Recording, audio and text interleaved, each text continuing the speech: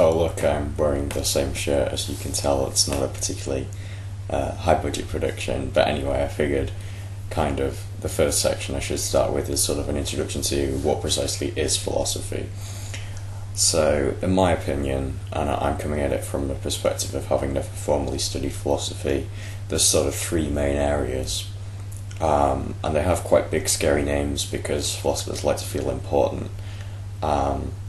But these three areas which are covered are basically knowing things, so how we know things and the limits of what we can know.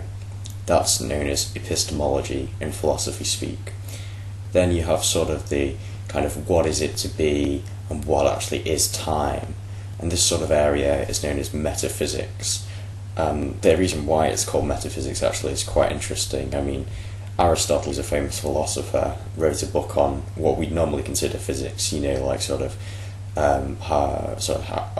how gravity works, all of that sort of thing. I mean, I don't think they knew precisely how gravity worked back in the day, but anyway.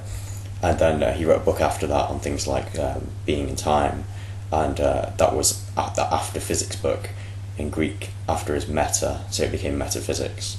And then finally you've got sort of what you should do, which is ethics or political philosophy, as that translates into a state level.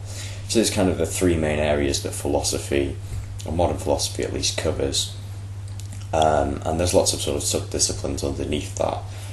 I mean, in my opinion, there were many more areas that were originally within the scope of philosophy. For example, Plato was very into mathematics, and also natural science, which was previously known as natural philosophy, was a similar sort of area, but they've gradually been hived off into their own separate fields, and the original philosophy is left kind of quite bare at the minute.